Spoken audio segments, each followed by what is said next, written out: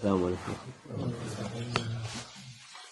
أعوذ بالله من الشيطان الرجيم. بسم الله الرحمن الرحيم والصلاة والسلام على رسول الله محمد سيدنا وآخر المدد يا رسول محمد إذا سألت أصحاب رسول الله بدل مشاهدة يسلمه إن شاء الله تعالى حسن شيخ محمد طريقة مع الصحبة والخير في الجمعية. بسم اللہ الرحمن الرحیم. انما المؤمنون اخوة فاصلحوا بین اخویکم.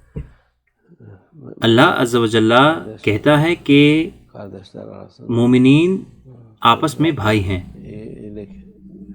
ان کے بیچ میں صلح کرائیں.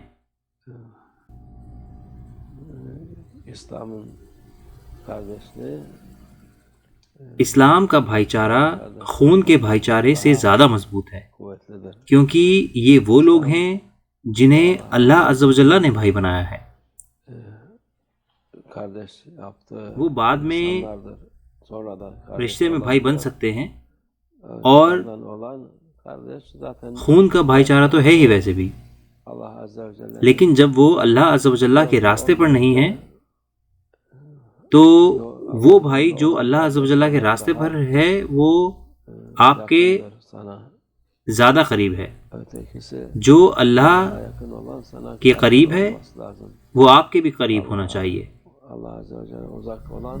اگر وہ اللہ عز و جل سے دور ہے تو آپ کو بھی اس سے دوری بنانی ہے. بالکل ان کو نصیحت دینا اور ان کے ساتھ اچھے معاملات کرنا یہ بھی ضروری ہے، جس سے کہ وہ صحیح راستہ اپنائیں.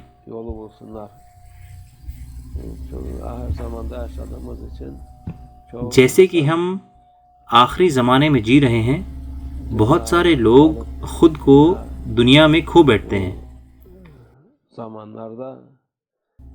ابھی زمانہ ایسا ہے کہ نفس جو چاہے وہ کر سکتی ہے، جس سے کہ آپ اپنے نفس کو قابو میں رکھیں. ہمیں نصیحت سننی چاہیے اور اس کو قبول کرنی چاہیے.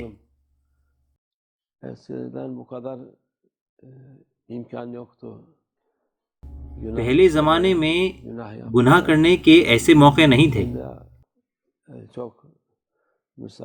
ابھی بہت عام ہے اور آسان ہے گناہ کرنا.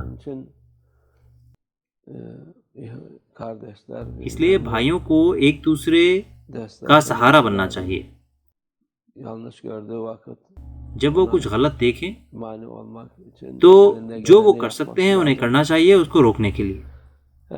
اور سب سے بڑی چیز، کئی دفعہ لوگ یہاں پر آتے ہیں اور کہتے ہیں کہ ہمارا بھائی غلط چیزیں لے رہا ہے، غلط راستے پر جا رہا ہے، ہم کیا کریں؟ آپ کو کیا کرنا ہے؟ اسے روکنا ہے. اور روکنے کا مطلب یہ نہیں کہ آپ اس کے پیسے روک لیں اگر وہ آپ کے ہاتھ میں ہے. یہ بنا پیسوں کے بھی ہو سکتا ہے، لیکن پیسے سے کچھ لوگ زیادہ کرتے ہیں. اللہ ہماری حفاظت فرمائے. ایک بھائی کو دوسرے بھائی کو برائی اور حرام کرنے سے روکنا ہے. اللہ ہم سب کی مدد فرمائے. ہمارا وقت، جیسے ہم نے کہا، یہ اچھائی کرنے کے لیے مشکل ہے، اور ہم اس وقت میں ہیں جب برائی کرنا آسان ہے. اللہ اسی حساب سے اجر دے رہا ہے. جو انسان اپنی نفس کو قابو میں رکھتا ہے اور اس کو حرام اور بری چیزوں سے بچاتا ہے، اس کے لیے بڑا ثواب ہے.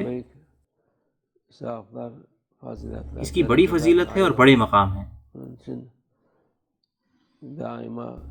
اس لیے ہمیں ہمیشہ نصیحت سننی چاہیے، کیونکہ اگر نفس نصیحت نہیں سنتی تو وہ پوری طرح سے قابو سے باہر ہو جائے گی.